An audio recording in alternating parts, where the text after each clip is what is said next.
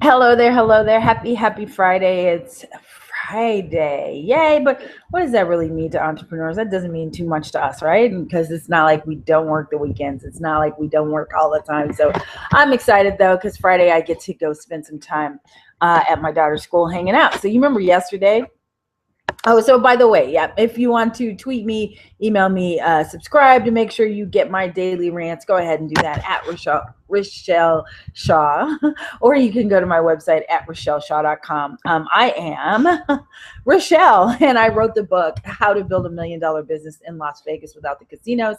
And I also wrote the book, The $1 Million Equation. And I teach business owners how to build their own $1 million businesses that make sense, because there's some things that are going out there that make me go, ooh, I love it. And other shit that I say, what the hell are you thinking? So today I got a couple what the hells for you. And the first one is, I knew it was coming. You remember yesterday I was saying that at the dance studio how things went so wrong, and now a Groupon fail, and I don't know if they're ever going to make any money. There's a lot of students there, so it may take them time to figure out that they've got this thing wrong, but it will not sustain. It will not last forever. And I had a feeling that they were getting the way that they were acting, right? That they were emulating the chick from Dance Moms. Well, guess what? She's now being sued. Duh. See, because I'm obsessed with my daughter. I love her more than anything. I want her to dance. I don't know if I really want her to be a star. I think she's a star already, but you know, you get famous way before you get rich. So is that what I want? I want for her to be an all-around good human being. And it would take one time for you to talk crazy like Dance Moms does to my kid. One time and one time only. I start with nice nasty. And then if you don't understand that, like I talk to you in a really nice professional tone, in a nice professional way. I say, hello, this is not how this is going to work. And then if you don't understand that, then I bring out straight sister girl. And I said, look here. Okay. So of course she's being sued. What's her defense? What's her defense when you either you have to do kind of like the girls from the folks on The Real Housewives, right, in New Jersey? All right, what's your defense when you walk in going, oh, yes, I'm about to spend $700,000 on furniture? Yeah, and you got a pile of cash. What's your defense to the IRS? You don't have one. It's either the show is fake, which they tried to say, or I'm just crazy. So what is Abby Miller going to say when they start bringing up the videos of her cussing kids out, snatching them? You know what snatching is, right? You grab them and you pull them really hard. Snatching, that's snatching. What are they going to say when that happens? Yeah, it's just all bad. It's just all bad. She's going to lose. She is going to lose. Trust me when I say she is going to lose. We had a couple of lawsuits in the telephone business, because once you get to a certain level and you're doing 20, 30, 40 million dollars, $100 million over 3 years, my company, these were the things that were going on. You get a lot of things that aren't cute. You get people who are just opportunists. And then you get disputes that can only be handled through an attorney. So I remember one time we were being sued by one of the top carriers, which is, it's gone now, but it was MCI WorldCom at the time. And they were suing us for several millions of dollars. Everybody in the room were Harvard lawyers, big top law firms, and me. Okay, now at the time I'm 30, maybe 28. Maybe I'm close. I'm very young, okay, compared to the people in the room. So we had to go to arbitration first, and the judge comes in and they're all arguing the case in legal terms and everything they want to say. And I raised my hand, and the judge said, oh well, gosh, Ms. Shaw, how can we help you? Of course, we want to hear you. And I did my thing. I said, they're arguing semantics, they're arguing commas, they're arguing stuff that I don't even know what they're talking about. Let me tell you what happened. Let me tell you how that impacted our staff, how it impacted the community, how the news station was at my company, which they were. Let me tell you what happened. When I got finished, the judge looked at MCI WorldCom's lawyers and said, you do not want to put this girl on the stand.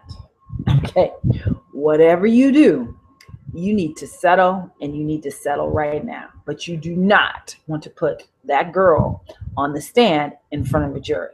You see, because a lot of times with lawsuits, it's not about what's really right. It's about how well you can argue your point. And so that's why people buy dumb stuff like pet rocks, okay, like very expensive things that shouldn't be, because they don't rationalize it. It's not the rational, it's a feeling. It's a way you make people feel, which helps them buy and spend lots of money on things that they may not need. It's the feeling of the Mercedes, okay? Because if it was about the practicality, then why wouldn't everybody drive the same car? It's not what it's about, okay? Same way with this lawsuit for Abby Miller. Trust me, she's going to lose, because if you put that 13-year-old on the stand in front of a jury, the jury's going to think about when they were 13. The jury's going to think about their 13-year-old children.